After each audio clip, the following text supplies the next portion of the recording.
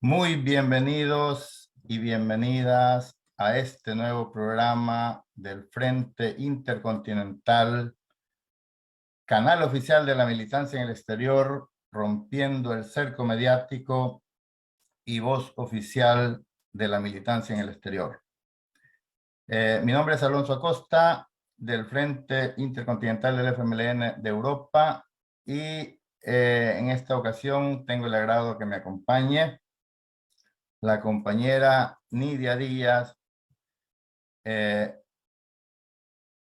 una compañera que tiene una larga trayectoria de lucha y nos hace el honor de acompañarnos.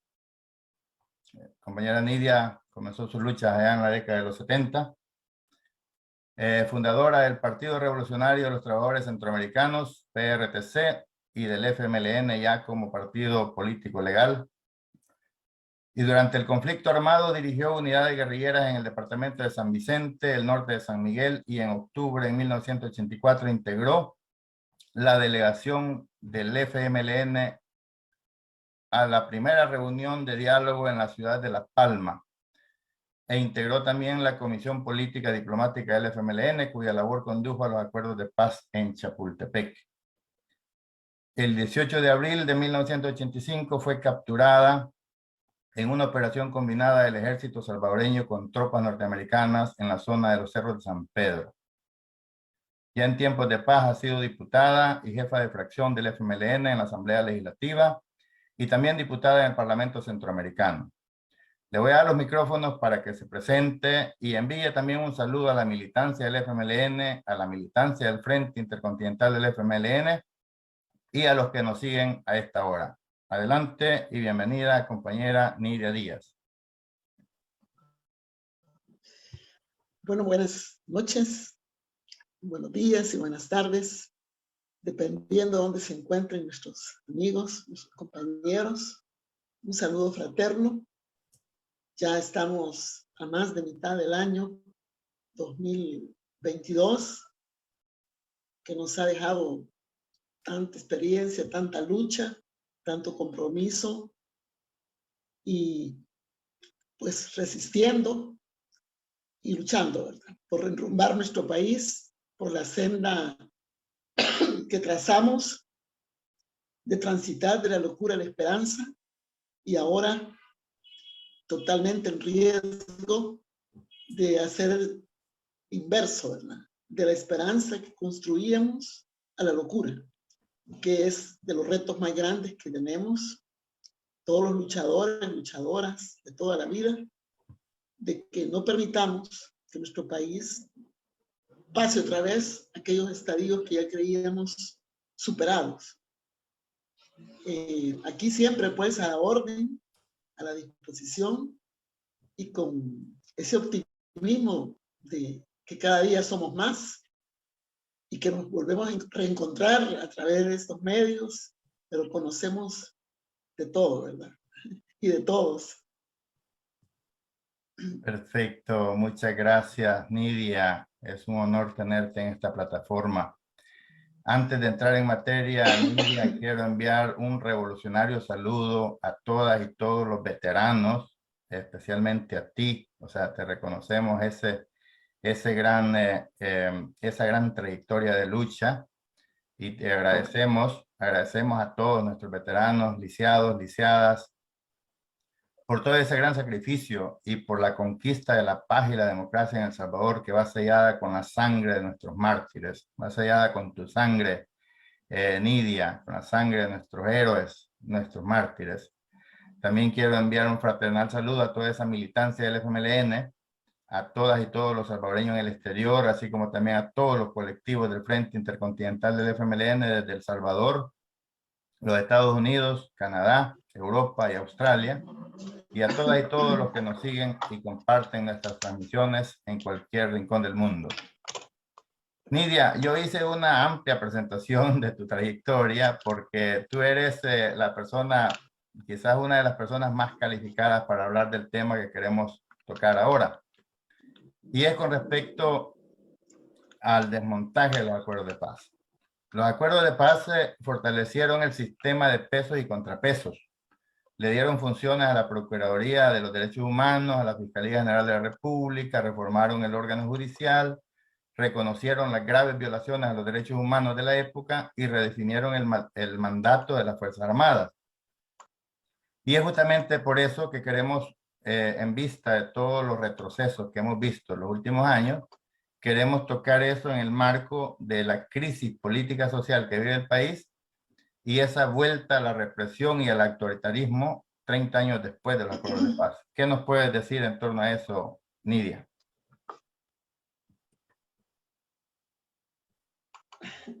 Bueno, creo que es importante señalar, para que no se nos olvide en la historia, que las causas que llevaron al conflicto, acumuladas, no de un día para otro, ¿verdad?, sino que se fueron desarrollando a lo largo del tiempo, son causas de represión, exclusión, marginación, explotación dentro de un sistema capitalista que usó las dictaduras militares, la oligarquía salvadoreña, para sostenerse. Es las dictaduras más grandes, largas, que ha habido en América Latina de 60 años. Todas esas causales que llevó a desaparecidos, asesinados, presos, etcétera, masacres, se fue acumulando, ¿verdad? Y fue que todas esas víctimas, un 10 de enero del 81, al cerrarse todos los espacios políticos, estallan y se rebelan. Primero fuimos víctimas, ¿verdad? Y sí, luchando, pero éramos víctimas de un sistema. Eso fue reconocido y legitimado por la comunidad internacional con la Declaración Franco-Mexicana y fuimos reconocidos como fuerza representativa. Las condiciones fueron creando posibilidades de que se abrieran los diálogos. 8 años dialogamos, del año 84 al 92, pero 2 de ellos, del 90 al 92, fueron ya con negociación. Antes se dialogaba, pero nuestros enemigos querían gratis todo, ¿verdad? Recuerdo cuando Duarte entregó la Constitución en el año 84 en La Palma, Constitución hecha en contrainsurgencia en el año 83, y nos dijo: acójanse a ella. Y le dijimos que a esa Constitución, que le daba poder supremo a los militares y excluía al pueblo de hacer viables sus derechos, nunca. Y de la siguiente reunión llevamos una propuesta de reforma constitucional a Yagualo, noviembre del año 84. En 10 minutos Duarte rechazó y la guerra siguió. Realmente en esos años, diálogos con el régimen de Duarte fueron La Palma, Yagualo, la Nunciatura. Y se abren en el año 89 con Cristiani, que creía que el Frente iba a firmar la rendición en la mesa, ¿verdad? Septiembre y octubre del 89, con esa visión, pues que ellos consideraban que era un problema, que el desmoronamiento del bloque socialista europeo iba a impactar y nos íbamos a rendir. Pero nosotros hicimos la gran contraofensiva, ofensiva general de hasta top y punto. No teníamos nada que perder, solo cambiar correlación y mucho que ganar, ¿verdad? Y nos fuimos a ese esfuerzo grande que costó muchas vidas a nuestros compañeros, al pueblo. Bueno, el ícono, ¿verdad? La matanza que hicieron a los jesuitas, y cambiamos la correlación y abrimos la posibilidad real de un proceso de negociación en guerra, porque nos presionaban, todo el mundo presionaba para que fuera en condiciones de cese al fuego, una negociación. Pero no, la nuestra tuvo la característica de desarrollarse en guerra civil durante los 2 años que negociamos. Creamos el formato de la negociación, los temas de la agenda, que fueron 10, 6 de un impacto nacional grande, que tuvieron rango constitucional, que es otra diferencia con otros procesos, y a los cuales pues nos vamos a referir ahorita. Todos nuestros combatientes, luchadores, nuestros héroes, heroínas, que lucharon por la democracia, por la patria, debemos sentirnos orgullosos de haber tomado decisiones para desmontar esa dictadura que tanto daño hizo a nuestro pueblo, y otros acuerdos importantes que crearon una plataforma democrática básica, donde se resolvían parte de los problemas que no permitían que lucháramos en condiciones como pueblo salvadoreño democráticas, ¿verdad?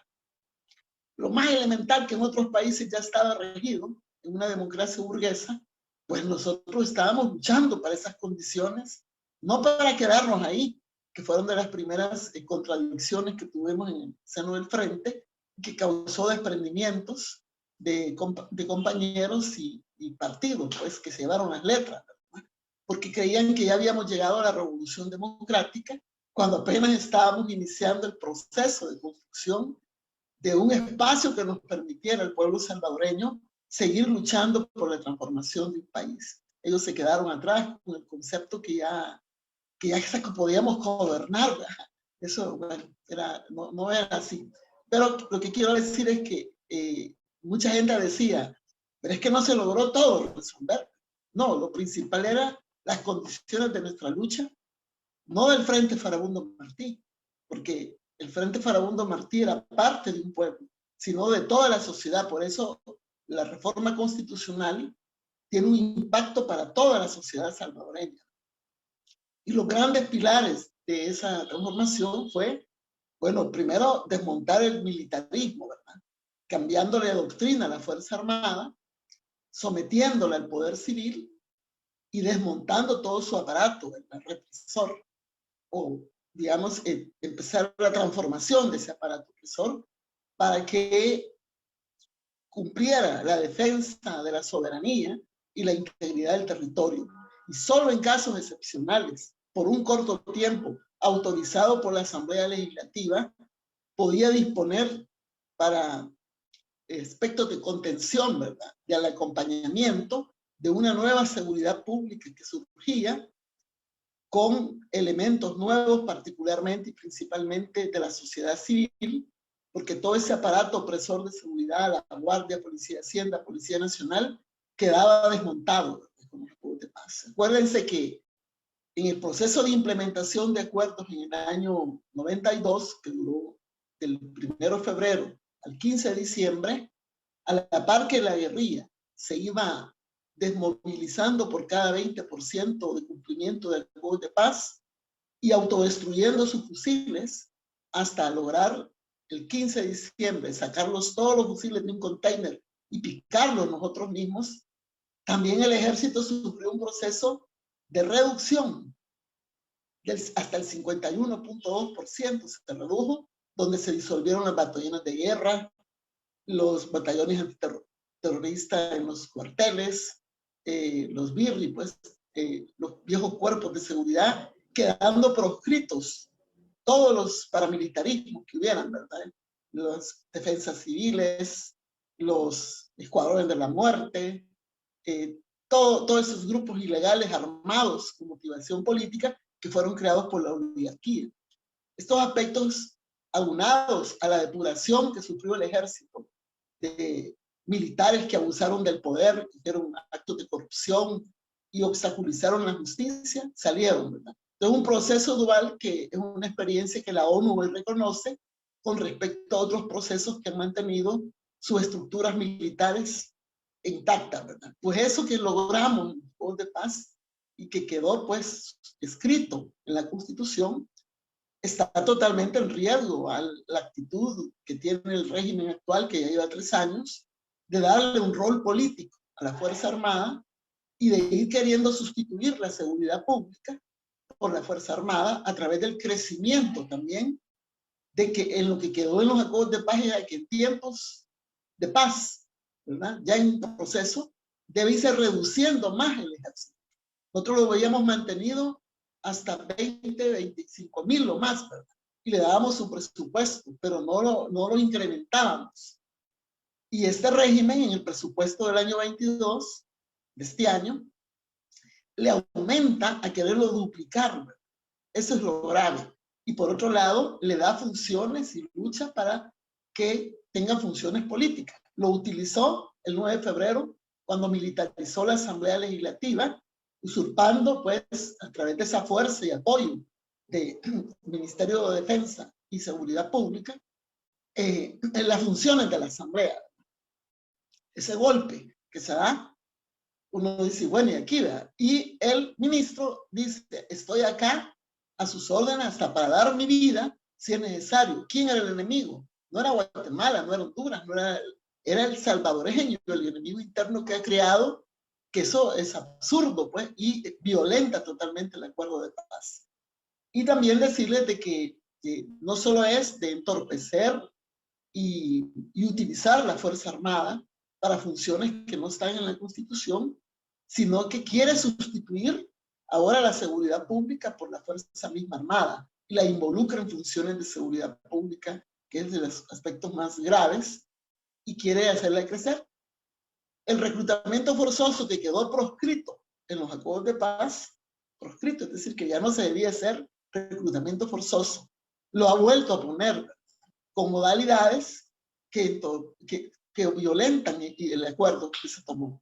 Esto solo en materia de seguridad, perdón, de materia de defensa y seguridad, que era la almendra, como decimos, de una situación permanente de violación, porque la Fuerza Armada sustituía, ¿verdad?, al carácter del pueblo cuando ellos tenían autorizado en la Constitución el derecho a ejercer golpes de Estado.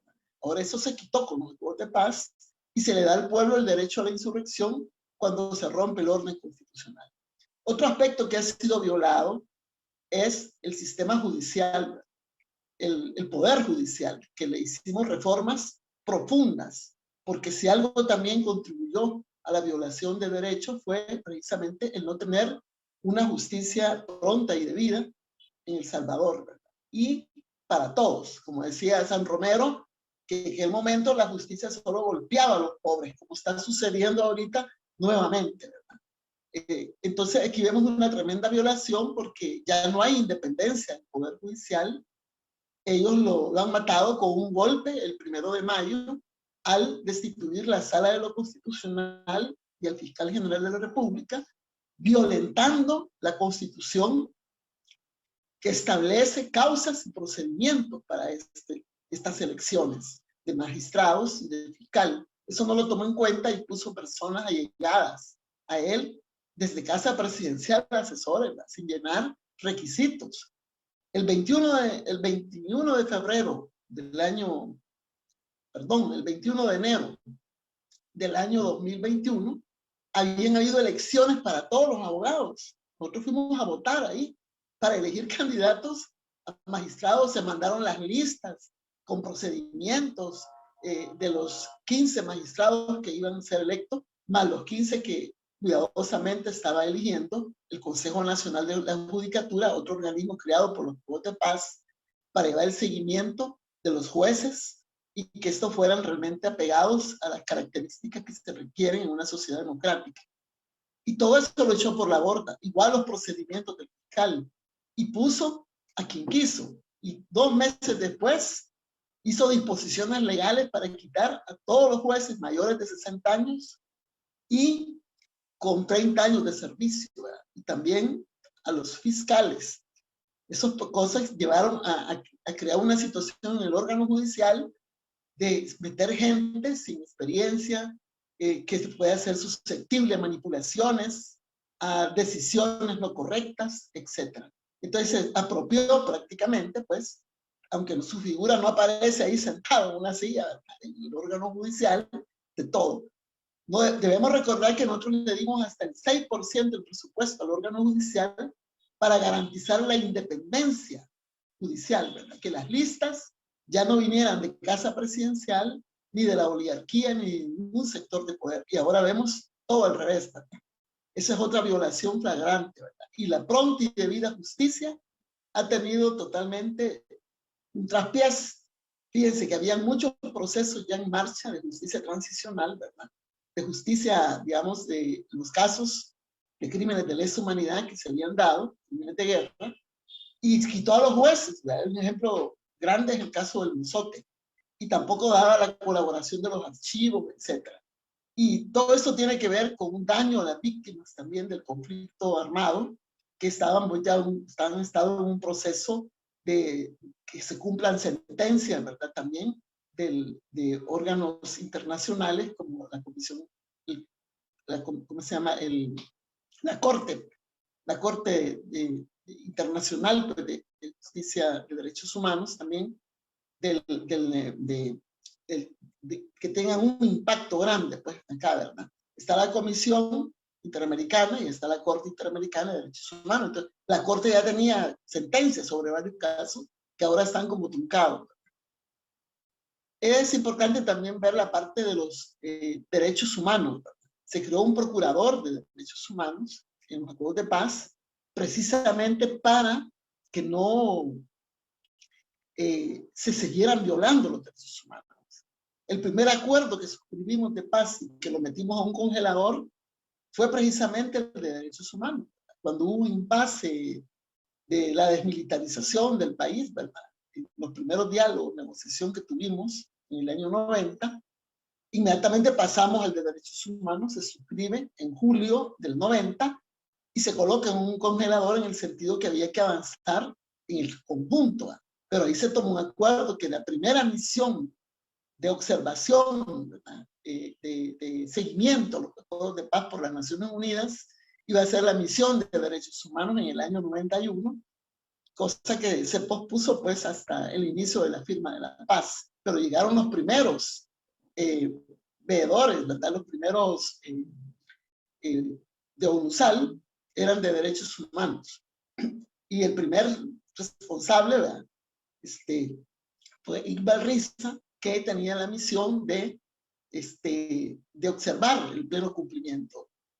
Y cuando ya se firma la paz en enero del 92 y empieza a instalarse todo el contingente, ¿verdad?, de ONUSAL, pues siempre los derechos humanos fueron una piedra angular, ¿verdad?, para el libre ejercicio de las libertades y derechos inherentes a la persona, políticos, sociales, económicos. Y fue precisamente eso lo que se ha violado totalmente.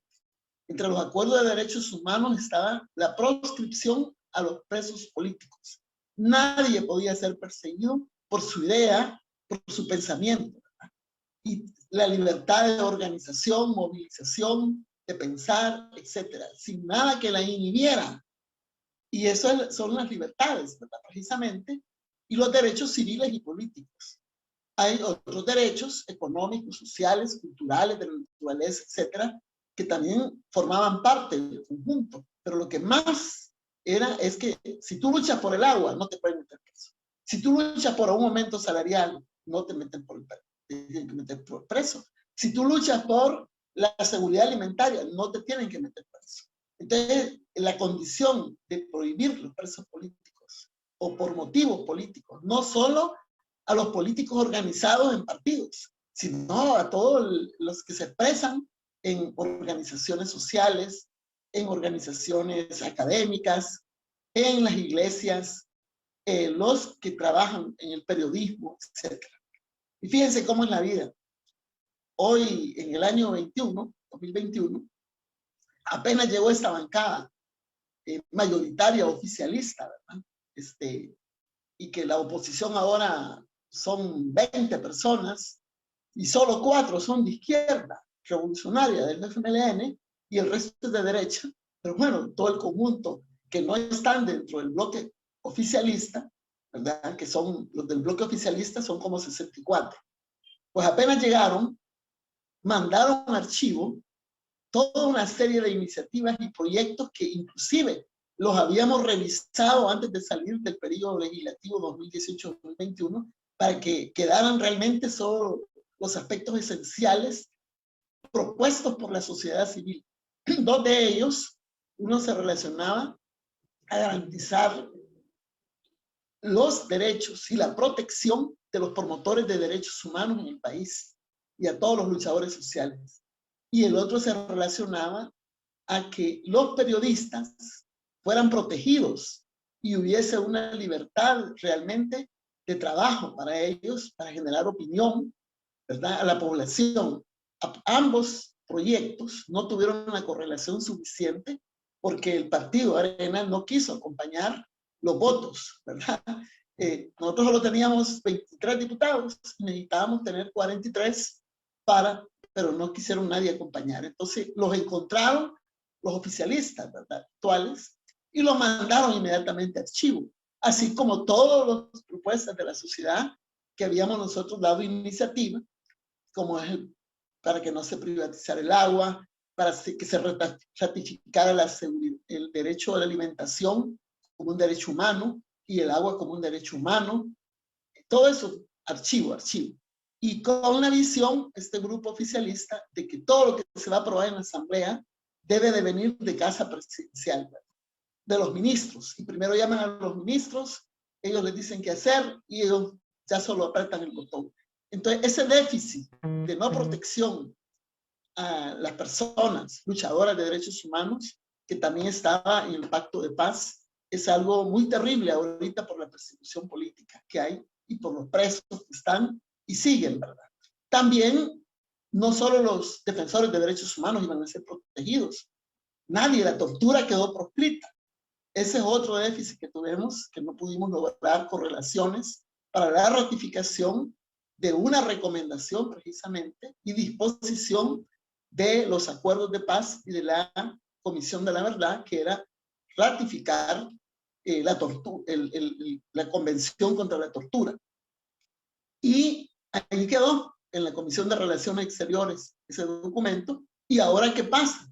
Aunque está en la Constitución de la República, y que ese no lo cambiamos, pero sí estaba ya, de que todos los tratos inhumanos, degradantes, etcétera, contra cualquier persona, ¿verdad?, en las cárceles debe ser un delito. Y a su vez también las cárceles van a ser centros de readaptación, dice la Constitución, para los que son detenidos.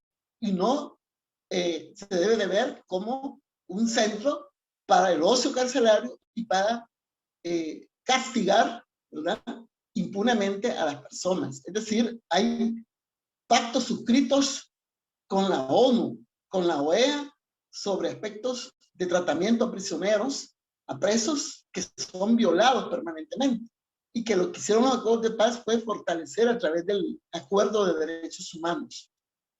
Entonces, estamos en estos puntos que son esenciales para toda la sociedad, violentados los acuerdos de paz. Y bueno, pueden haber otros aspectos, pero estos que son los tres principales dentro de toda la reforma constitucional que se hizo. También el rol de la Fiscalía. Le cambiamos la investigación del delito que tenían jueces a la Fiscalía para que dirija la investigación del delito en una forma independiente al Estado, ¿verdad?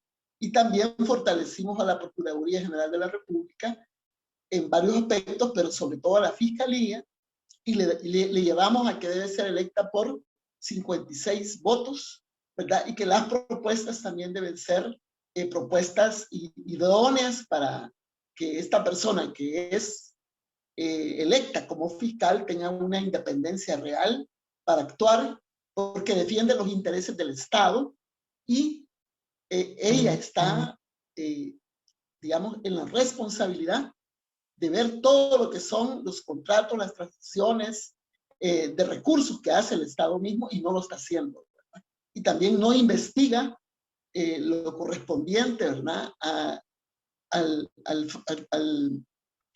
lo que ahora, pues, si todo el mundo dice, pues, la corrupción, ¿verdad?, que el Estado usa actualmente, el gobierno, en toda esa adquisición de bienes y servicios, hay robo. Entonces, no está actuando la Fiscalía.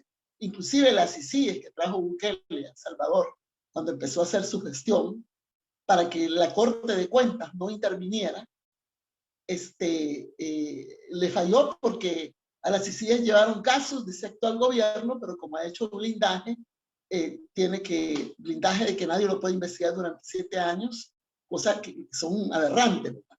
Entonces, pero lo preocupante de todas las otras instituciones reformadas por los acuerdos de paz es que los titulares están como mediatizados, ¿verdad? En el caso de la Procuraduría de Derechos Humanos, de la Procuraduría General de la República, y de la fiscalía misma, pero la fiscalía ellos pusieron a la persona que querían y la manipulan, la dirigen.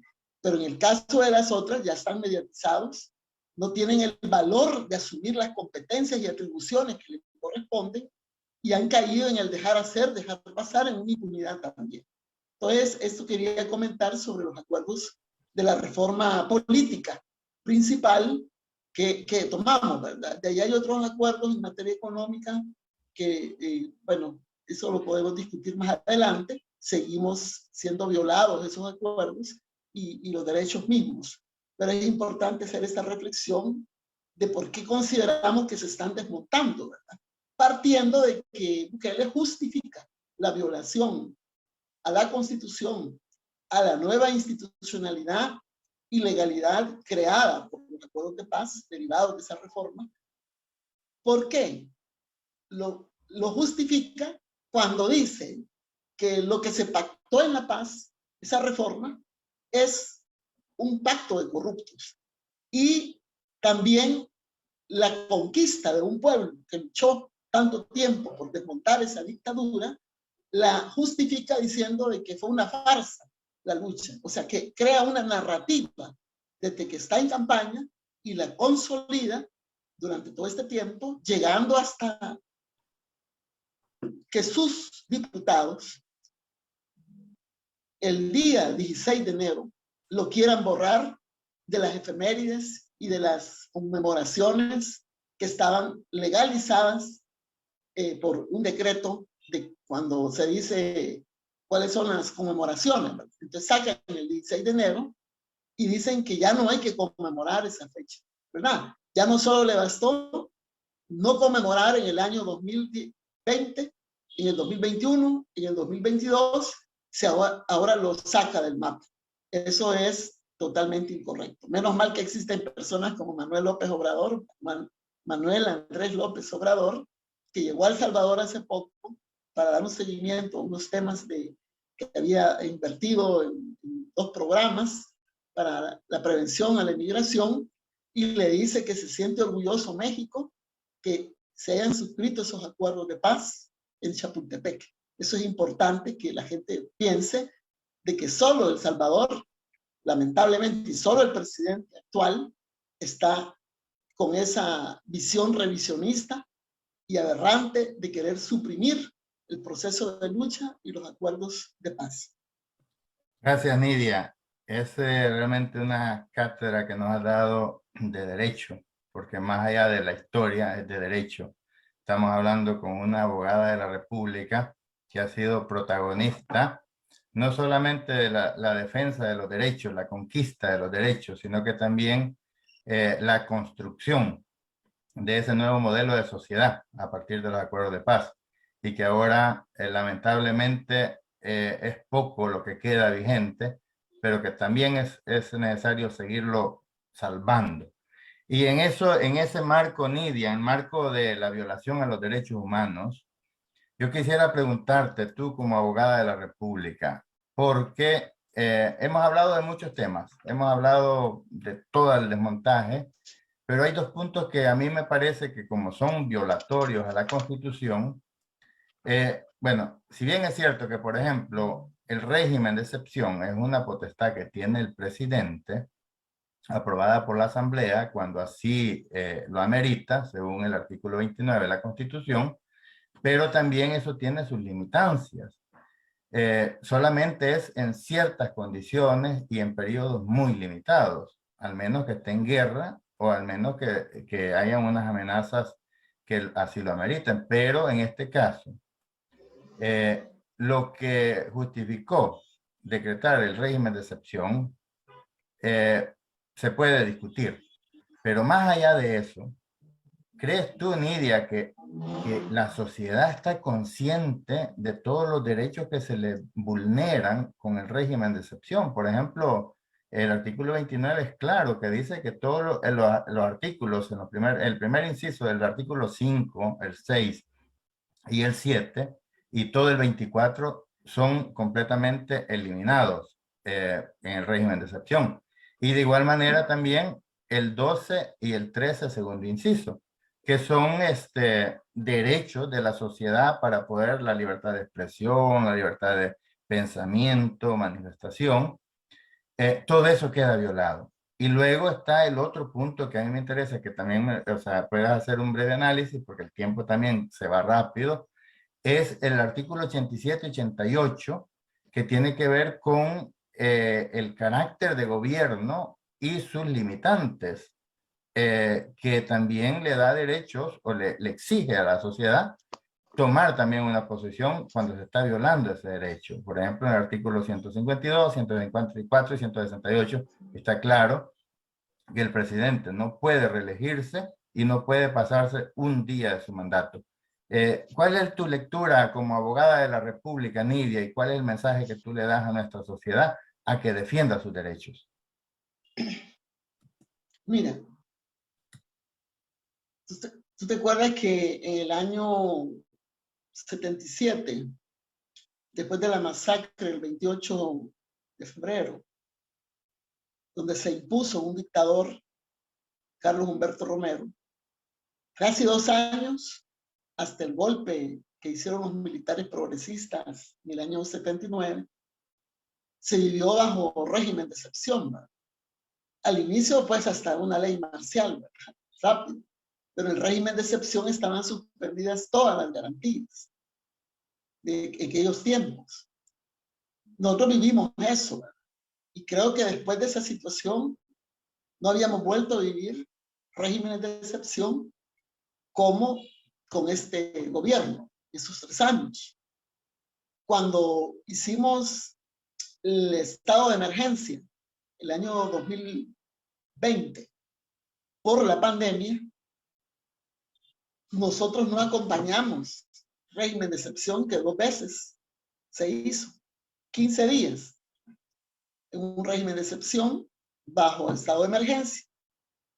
Ahí fue los otros partidos que acompañaron a Gana y a la iniciativa que mandó él, ¿verdad? De Casa Presidencial. Y también una prórroga que hicieron de otros 15 días. En aquel tiempo se hizo totalmente visible el mal manejo que tuvo el gobierno sobre la pandemia, con una emergencia que no se podía estar solamente prorrogando, y tienen límites al estado de emergencia también. Y el régimen de excepción solo estuvo acompañando las 2 primeras extensiones, pero siempre la misión de este régimen ha sido los estados de excepción, suspender garantías. Nosotros en aquel momento no lo acompañamos, el régimen de excepción, solo estado de emergencia. Pero hubo un momento en que ya no, porque él quería seguir y entonces tuvo que volver, y que por eso acusa a la sala él después y le hace un juicio político para quitarla, porque la sala decía que era inconstitucional seguir bajo esas condiciones de supresión de derechos. Entonces estamos frente a un régimen autoritario que siempre le ha gustado quitarle los derechos inherentes a la población. Hoy, que la justificación que él pone es que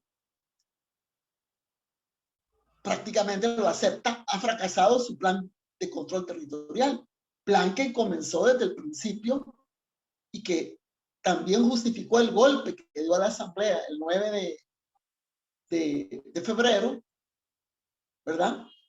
Con los motivos de que nos quería obligar a apretar el botón por siempre, el famoso plan control territorial, para que le autorizáramos la negociación de unos recursos. Solo queríamos saber en qué consistía realmente y cómo es que estaba desmontando todo aquel plan de seguridad que venía siendo parte de un consenso, ¿verdad?, en la sociedad con el gobierno de Sánchez Serén, que tenía pilares de prevención, combate al delito, reinserción, atención a víctimas y la parte institucional y de gestión de recursos, ¿verdad? Y que articulaba muchos esfuerzos en los territorios. Todas las instituciones estaban ligadas a la prevención a través de proyectos incluyentes. Entonces, ¿cómo es que venía a desmontar todo eso? Queríamos saber. Y hemos querido saber siempre cómo es que ha aplicado ese plan control territorial, que se le ha invertido millones y que viene ahora, pues, hacer el motivo porque él dice que no controla. Todo el mundo sabe que ha habido un pacto, no solo para ganar las elecciones en el 2019 y el 2021 con estas pandillas. ¿Por qué digo esto? Porque el periodismo investigativo, las fuerzas de tareas investigativas, incluso los mismos Estados Unidos, y visible para un montón de gente también, entienden que ha habido un pacto. No nos dejaban hacer trabajo territorial en las zonas y colonias más populosas, donde hoy son duramente castigadas, ¿verdad? Porque son estigmatizadas, sino que nos decía la gente ahí, no, es que aquí solo puede entrar el partido del presidente. Y así, las dos campañas. Y ahora todo el mundo sabe que el pacto que le mantuvo la cierta gobernabilidad fue también el pacto con las pandillas. Han habido riesgos. Ese pacto llevó a que se disminuyeran homicidios, sí, pero se incrementaran desapariciones forzadas, al grado que hay 3 cementerios clandestinos que han sido descubiertos, uno de ellos de los mayores en América Latina, y que ha llevado a que esas familias que buscan a sus seres desaparecidos se organicen también. ¿Quién iba a creer tantos años después que ya no solo exista el Comité de Desaparecidos por familiares víctimas del conflicto armado, sino que ahora víctimas de la tolerancia de este régimen? Y también las extorsiones. Eran cosas que contemporaneizaba él, ¿verdad? Y la mantenía, porque si tú vas a controlar el famoso plan control territorial, sabes quiénes son, dónde están, pero los tienen, ¿verdad? Entonces ahí hay una ruptura, un resquebrajamiento, y lo primero que se le ocurre es hacer una guerra contra las pandillas usando un esquema que va a golpear a toda la sociedad, porque un régimen de excepción, porque es una disposición nacional, golpea a toda la nación, golpea a todos nosotros, con causas y sin causas, digamos, de ser perseguidos. Y ahí es donde viene que violenta los convenios, el Pacto de San José, los convenios relacionados a derechos humanos, los convenios relacionados a derechos políticos internacionales, y también violenta la Constitución de la República, violenta toda normativa y disposición legal, y la cambia. Tú ves cómo reformaron el Código Penal, Procesal Penal, la ley de jóvenes, la ley de todas las leyes, y les incrementaron penas y penas. Hoy un periodista que publique una foto o algo que cuestione relacionado a las maras tiene 15 años de prisión, imagínate. Y a los que tienen algún vínculo les caen otros 15 hasta 30 años de prisión. Entonces elevan las penas, ¿verdad? Y empiezan a acuñar, ¿verdad?, conceptos de terroristas, de aquí que ya los prisioneros que van capturando. El problema más grave es el debido proceso, que para mí viene como a legalizar, ¿verdad?, ya lo que venía haciendo desde que tomó posesión y empezó a perseguir a los que piensan, a los que opinan, a la oposición, y a retrasarles sus debidos procesos, acusándolos de delitos que no existen o no están tipificados en el Código Penal, como es el sobresueldo, como es plaza fantasma, etc. Y el juez les inventa o les fabrica que como no está tipificado ese delito, entonces han cometido, ¿qué?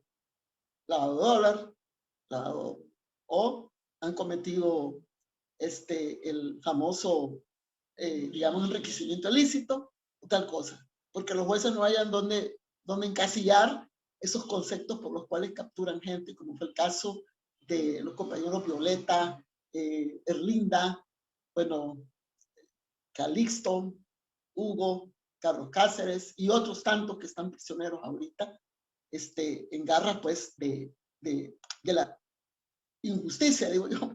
Pero bueno, entonces quiero decirte que el régimen de excepción, de lo más grave es que le suspende los debidos procesos. No tenés derecho a un abogado hasta los 15 días.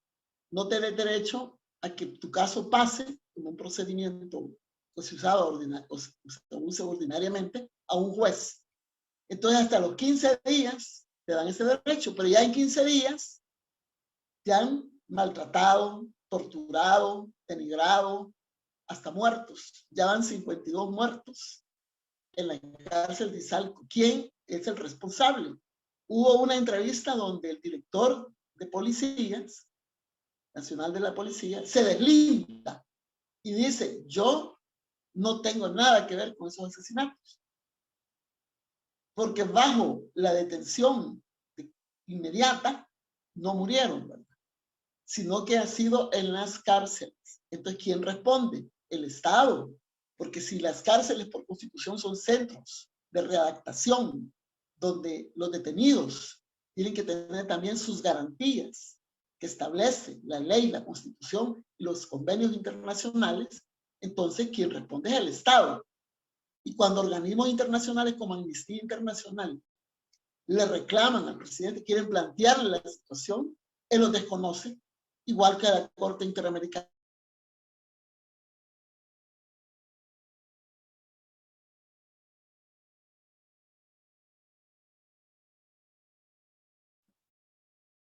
Estamos conversando con la compañera Nidia Díaz, abogada de la República. A Cristosal lo acusa de que está apoyando criminales.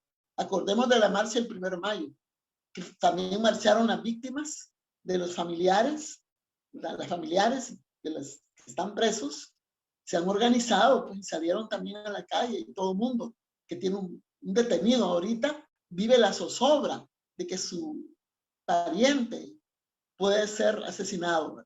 Y como lo sacan, porque es un sobrehacinamiento increíble, ya había sobrehacinamiento en las cárceles que él prometió volver a universidades, ¿verdad?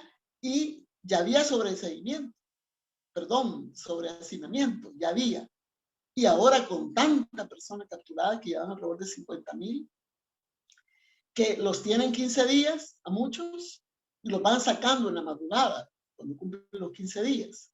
Entonces las familias se ponen alrededor de las cárceles, familias que viven lejos, que no tienen suficientes recursos, pero están pendientes que se suelten al hijo porque piden razón de ellos y no se lo dan.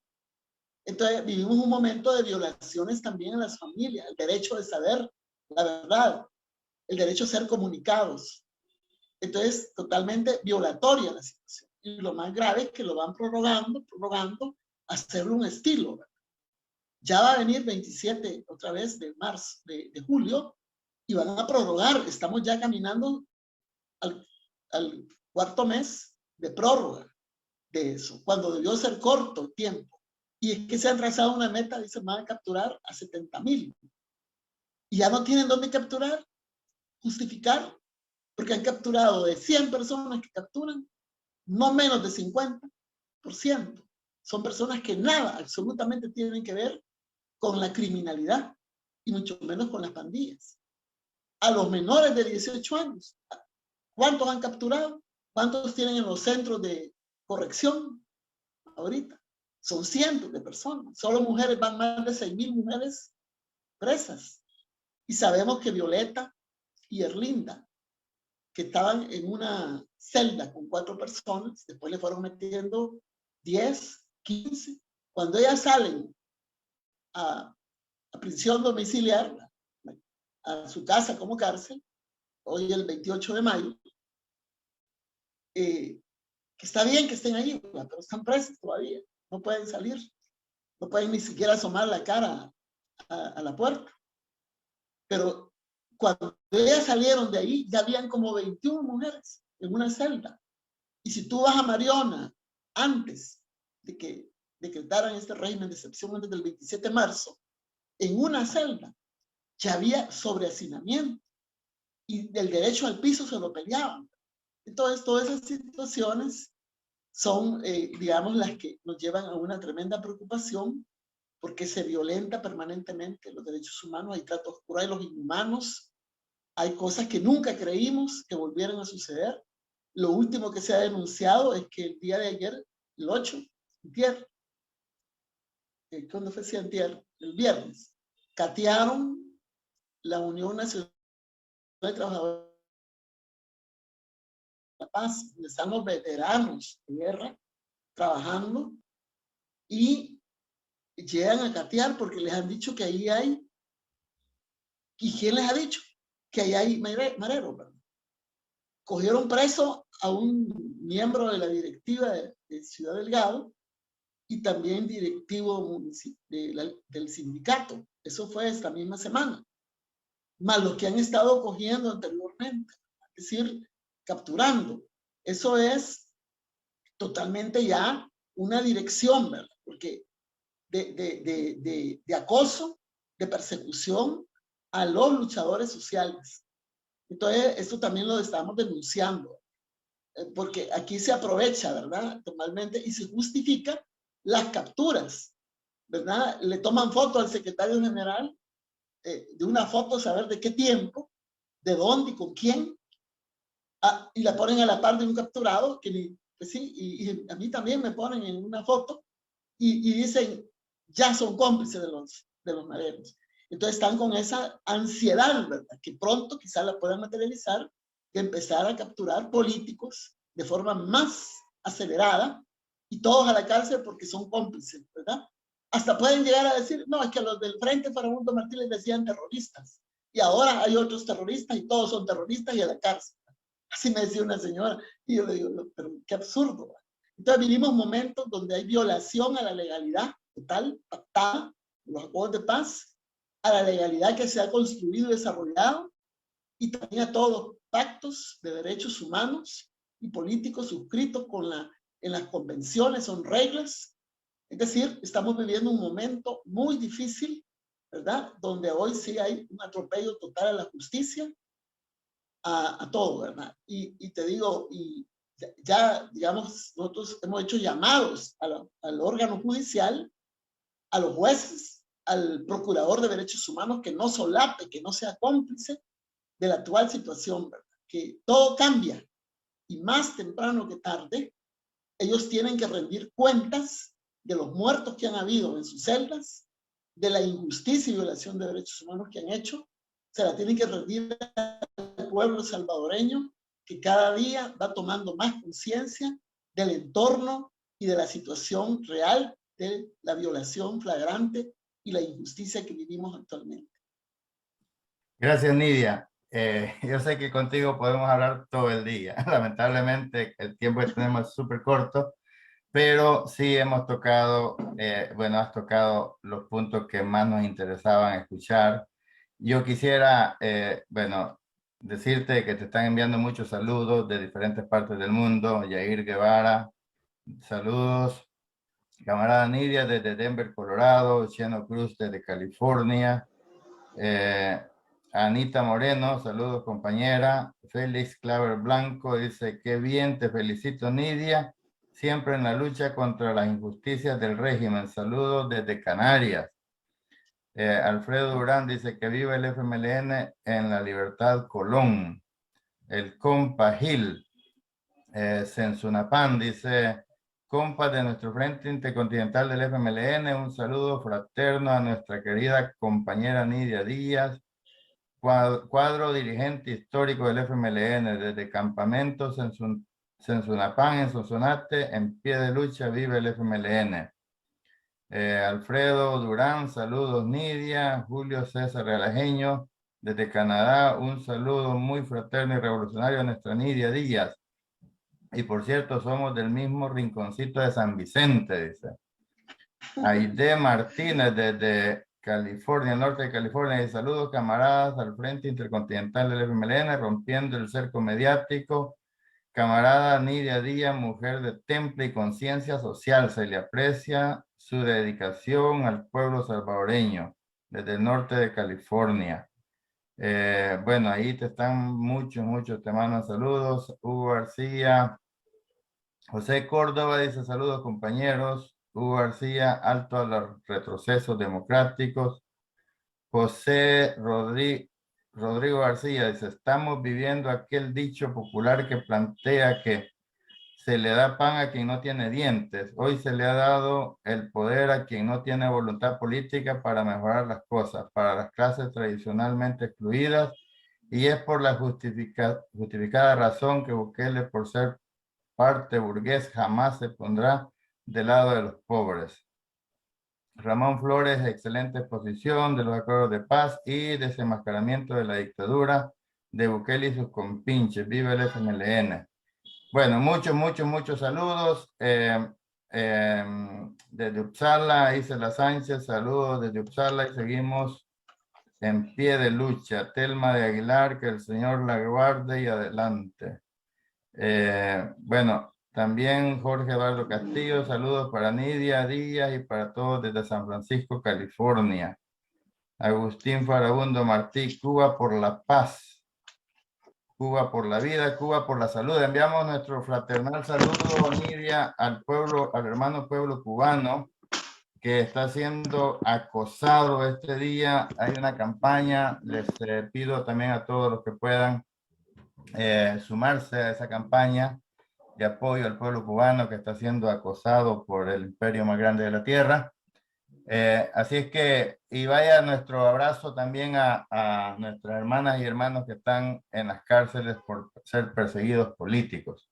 Nidia, nos queda un minuto para terminar, pero ya para despedirnos, envíale un saludo a la militancia y al pueblo salvadoreño, Nidia, y espero que no sea la última vez. Hay mucho tela que cortar en estos temas y tú eres una persona idónea para darnos luces sobre esto. Adelante, un saludo, despídete de la audiencia. Bueno, sí, muchas gracias por la oportunidad. Estoy a la orden siempre en lucha. Todos nuestros compatriotas que están en las distintas trincheras del mundo, así las veamos, trincheras de lucha. Lo que podamos hacer en la denuncia, en la organización.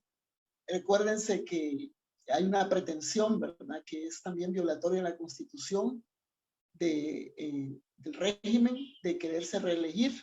Eso atenta, como lo hablábamos con Alfonso, contra la voluntad soberana de un pueblo. Hay varios artículos pétreos, hay 2 y 5 disposiciones en general de la Constitución que prohíben la reelección. Eso quiere asegurarlo él con una serie de reformas que están haciendo al Código Electoral, ¿verdad? Y la forma como se va a votar. Hay que estar agujas, como dicen, ¿verdad?, atentos para no ser tolerantes ante las maniobras, ante un fraude. Ya de por sí él tiene práctica en modalidades de fraude, ¿verdad?, porque anticipar elecciones, meterse en elecciones que no le corresponden, desprestigiar, bloquear los fondos o los recursos para los partidos para que ejerzan campaña, quitarle los fondos a los alcaldes para que no hagan obras. Todo eso acompañó sus elecciones con los llamados al pueblo porque le querían hacer fraude los propios días de las elecciones, tanto en el 2019 como en el 2021, para que la gente saliera, ¿verdad?, que le querían hacer fraude, cuando él es parte de que funciona el sistema que producto de los acuerdos de paz, ¿verdad?, cuando gana la elección en el 2019 y el 21. Es decir, ese es otro tema que hay que hablar, ¿verdad? Y es bueno que un día puedan invitar al doctor Olivo, a Anabela, que sea en la Comisión de Reformas, personas con más experiencia en estos temas de cómo está confabulándose ahorita, pues ya un gran fraude, ¿verdad?, electoral, que va a ser revestido de una legalidad, pero que en la implementación, ¿verdad?, y también en esas disposiciones que se están tomando, que más que seguridad, traen inseguridad a la población, ¿verdad? Entonces, yo les hago un llamado, pues, a que denunciemos la persecución, pidamos la libertad de nuestros presos, que vuelva realmente a prevalecer, ¿verdad?, la independencia de los poderes, el respeto a la pluralidad ideológica, política, el sistema de pesos y contrapesos, todo eso que acompañe, ¿verdad?, nuestra lucha. Y también, por supuesto, la lucha por que cambie el orden económico. Hoy ese es otro tema que hay que abordar, ¿verdad?, donde la gente está realmente ya en las calles, ¿verdad? Reciente esta semana ha habido gente que protesta por el costo de la vida, que los despedidos, ¿verdad?, que son violados en sus derechos más esenciales, el derecho a un ingreso, a lo laboral. Tenemos tantas cosas por las que luchar desde donde estemos. Y ahora, pues, afortunadamente vivimos en el tiempo de la revolución tecnológica, ¿verdad? Y tenemos formas fáciles de contribuir, de ir ahí in situ a ver lo que pasa también y de contribuir, porque estamos como en los tiempos, ¿verdad? De que no se había logrado suprimir el pacto que desmonta una dictadura, hoy la quieren volver a hacer y están en medio de eso. Pues. Entonces, todo eso son motivos suficientes para luchar por nuestra patria, por nuestra democracia. Antes que nosotros, ya fueron otros que dieron su sangre, su vida, ¿verdad? Muchos de nosotros tenemos familiares, estamos en unos países porque nos vimos obligados, nuestras familias, a irse, pero la lucha continúa, es lo más esencial, ¿verdad? Con más fuerza, más ánimo, nuevas generaciones, pero también la experiencia, la vida, se debe articular para hacer un solo puño, así como desearon todos nuestros compañeros, como nos inculcó Chafi Handal, un puño cerrado, ¿verdad? Cada dedo puede tener diferente tamaño, diferencia, etcétera, pero somos esto, ¿verdad? Solo así lograremos derrotar esta nueva dictadura que agobia a nuestro país. Un abrazo. Así es, gracias camarada Nidia. Bueno, te dejo abierta la invitación para que cuando quieras, esta es la plataforma del Frente Intercontinental del FMLN, canal oficial de la militancia en el exterior para romper ese cerco mediático.